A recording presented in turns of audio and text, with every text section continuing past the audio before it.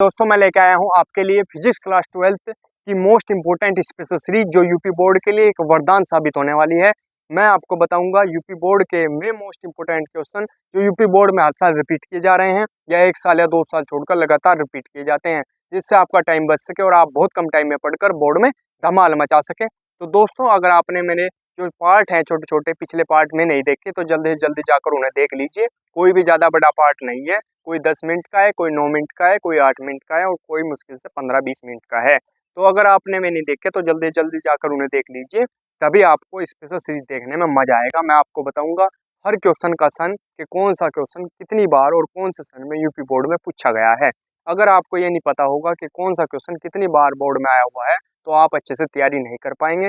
इस समस्या को देखते हुए मैं लेके आया हूँ, मैंने जो पिछले 8-10 साल का जो अनसोल्ड पेपर है उन सब का अध्ययन करा तो मैंने एक चीज़ पाई कि जो 95% पेपर है वो पिछले 5-7 सालों में से ही रिपीट किया जा रहा है। तो इसलिए मैं आपके लिए एक स्पेशल सीरीज लेकर आया हूँ सभी सब्जेक्ट्स के लिए।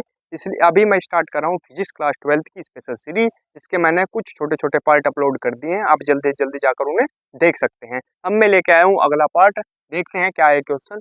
गॉस के नियम से एक अनंत लंबाई के आवेशित तार के कारण किसी बिंदु पर वैद्युत क्षेत्र की तीव्रता के लिए व्यंजक प्राप्त कीजिए। अथवा में ऐसे भी पूछा जा सकता है, गॉस के नियम का उपयोग करके आवेशित लंबे तार के निकट जिसका रेखीय आवेश घनत्व लैम्डा कूलाम प्रति मीटर है, विद्युत क्षेत्र की तीव्रता के लिए व्यंजक प्राप्त कीजिए। कौन कौन से सन में आया? 2017, 2019, 2020, 2022, 2023 और 2024। हर साल लगभग हर साल आ रहा। तो गॉस की परमाप पर अगर कोई क्वेश्चन आता है तो ये क्वेश्चन उसके लिए मोस्ट इंपोर्टेंट रहने वाला है। तो चलिए देखते हैं इसका सॉल्यूशन। यहाँ से इसका चित्र बना लेंगे, फिर इसका करेंगे सॉल्यूशन। ठीक है, तो चित्र देख लेंगे इसका पहले। ये क्या है हमारे पास? गॉसीय पृष्ठ है और ये काहे के लिए है? आवेशित लंबे तार के, आवेशित लंबे तार के अनंत लंबाई के। जब भी देख लेंगे हम अनंत लंबाई है और आवेशित तार है तो ये हमें करना है। ठीक है, तो क्या है? ये S1 है, ये S2 है, ये S3 है। ठीक है, ये E है विद्युत क्षेत्र की तीव्रता, ये DA है, DA है वेक्टर और ये E वेक्टर, ये भी विद्युत क्षेत्र की तीव्रता, ये भी। ठीक है, और जी यहाँ से यहाँ तक की जो दूरी है वो L है। चित्र सिंपल सा है, बना लेंगे, इसमें कुछ हो नहीं है। अगर चित्र याद होगा तो आर्टिकल अपने आप याद हो जाएगा। ठीक है, तो यहाँ तक इसका स्क्रीनशॉट ले लेंगे, फिर मैं आगे इसका सोल्यूशन करता हूँ। चलिए दोस्तों करते हैं इसका सोल्यूशन। और इसमें ज़्यादा लिखने की कोई ज़रूरत नहीं है, जो मैं लिखवा रहा हूँ वही लिखना। बुक में और बहुत ज़्यादा लिखा हुआ है, मॉडल बुक आप उठाओगे उसमें बहुत ज़्यादा लिखा हो, वो नहीं याद करना। अगर इतने सारे आर्टिकल हैं, अगर ये सब याद करते रहोगे थ्योरी वगैरह तो सारा एक भी नहीं याद रहने का। ठीक है, तो ज़्यादा चक्कर में नहीं पड़ना, चित्र बनाना और जो मैं लिखवा रहा बस वो लिखना। ठीक है, तो लिखेंगे वक्राकार पृष्ठ अक्षेत्रफल, पृष्ठ पर अक्षेत्रफल और वक्राकार पृष्ठ पर अक्षेत्रफल अवयव से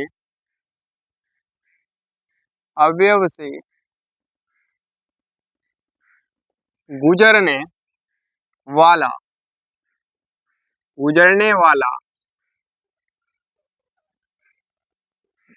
विद्युत फलक से क्या होता है? डी फाई ई बराबर E vector dot D A vector. ठीक है, ये फॉर्मूला है। अब डी फाई ई बराबर है, लिखेंगे डी फाई ई बराबर क्या हो जाएगा? अब इसका ई डी ए कोस थीटा। ठीक है, क्योंकि हमारे पास फॉर्मूला है, पिछले पार्ट में भी मैंने बताया, ए वेक्टर डॉट बी वेक्टर बराबर ए बी कोस थीटा, ये हुआ है। ठीक है, ये होता है। तो इसके अकॉर्डिंग ई पे से भी वेक्टर हट जाएगा, ई पे से, और डी ए पे से भी वेक्टर हट जाएगा। तो क्या बचेगा? इसके साथ और क्या क्या ऐड हो जाएगा? Cos theta. ठीक है, तो ये बन जाएगा E D A cos theta D phi E बराबर। क्योंकि अब थीटा बराबर हमारे पास क्या है? 0। ठीक है, तो डी फाई ई बराबर क्या हो जाएगा? ई डी ए। क्योंकि जो कोस थीटा है इसकी जगह 0 अंश रखेंगे और 0 अंश कोस 0 अंश बराबर होता है 1। ठीक है, तो 1 हो जाएगा, तो ये यहाँ से हट जाएगा, तो डी फाई ई बराबर आ जाएगा हमारे पास ई डी ए। ठीक है, अब एक लाइन लिखेंगे, अतः संपूर्ण गोसीय, अतः संपूर्ण गोसीय पृष्ठ से गुजरने वाला वैद्युत फ्लक्स फाई ई बराबर होता है किसके, बराबर किसके होता है, गोसीय पृष्ठ के,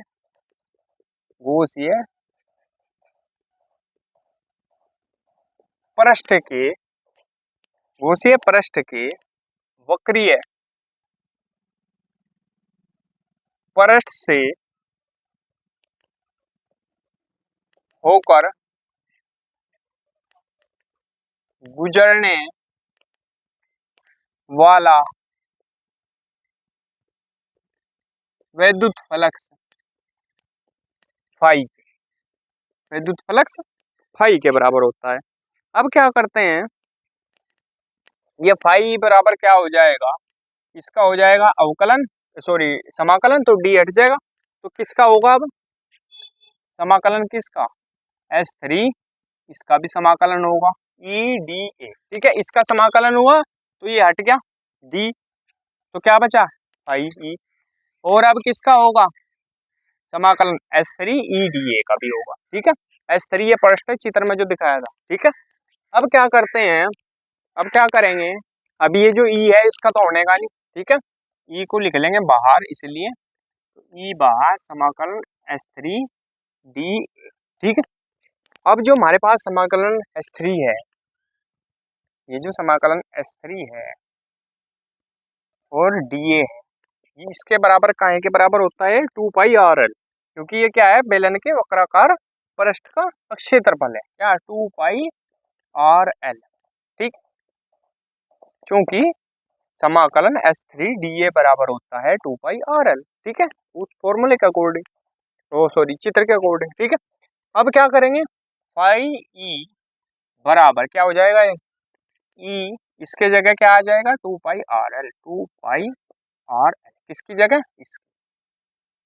ठीक है, रख दिया हमने। अब चलो आगे, अब आगे चलते हैं हम, तो इसे मान लेते हैं हम इक्वेशन नंबर 1, इसे क्या मान लिया हमने, इक्वेशन नंबर 1। ठीक है, लेकिन हमारे पास गॉस की प्रमेय होती है, लिख देंगे परंतु गॉस की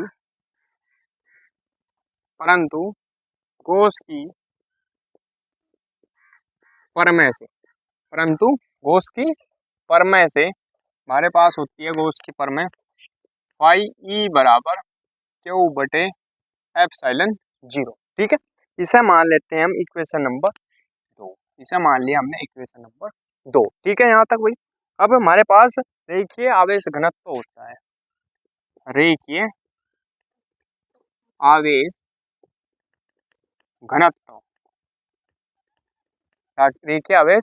घनत्व लैम्बडा बराबर होता है क्यू बटे ए। ठीक है, क्या होता है क्यू बटे ए, क्यू बटे एल। ठीक है, क्यू बटे एल, रेखीय आवेश घनत्व लैम्बडा बराबर क्यू बटे एल। ठीक है, अब क्या कर दिया, ये फॉर्मूला है, इसके अकॉर्डिंग हम क्यू का मान निकाल लेंगे, तो क्रॉस मल्टीप्लाई होगी इसकी इसमें, तो क्यू बराबर हमारे पास क्या आ जाएगा लैम्बडा एल। अब ये जो आया हमारे पास मान, ये कहाँ का आया, क्यू का, तो क्यू का मान ये कहाँ रख देंगे हम, यहाँ रख देंगे समीकरण 2 में। ठीक है, यहाँ रख देंगे।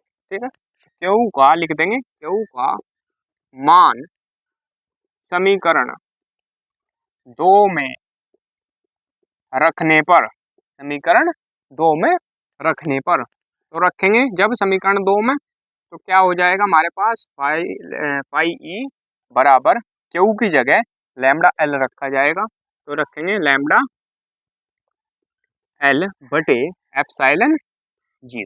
ठीक है, ये हो गया हमारे पास। इसे कौन सी इक्वेशन मान लेंगे हम, इक्वेशन नंबर 3। ठीक है। अब हमारे पास क्या है, 1 व 3 की कर देंगे तुलना। समीकरण 1 व 3 की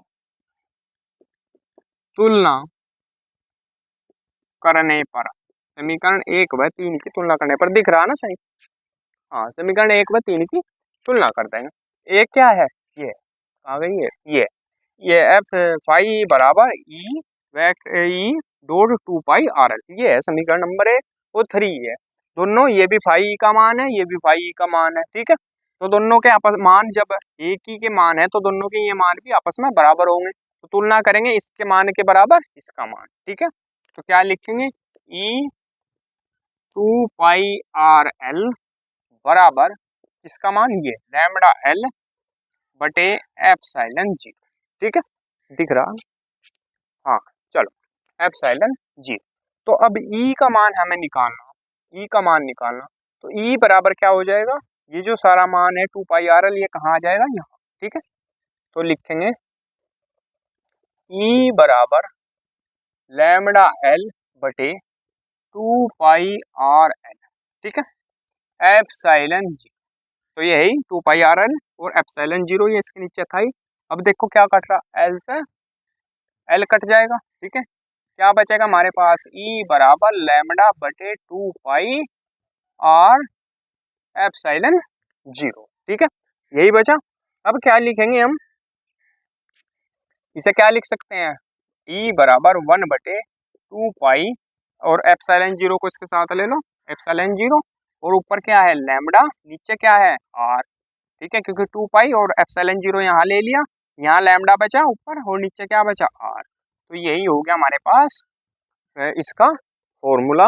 न्यूटन प्रति कूलाम इसका मात्रक लगा देंगे, न्यूटन प्रति कूलाम, ठीक है। ये हमने इसका सिद्ध कर दिया, स्क्रीनशॉट ले लेंगे इसका। तो दोस्तों, आज का पार्ट यहीं ख़त्म करते हैं। दोस्तों, अगर वीडियो अच्छी लगी हो तो प्लीज़ वीडियो को लाइक कीजिए, कमेंट कीजिए और हमारे चैनल को सब्सक्राइब कीजिए। मिलते हैं अगले पार्ट में, तब तक के लिए धन्यवाद।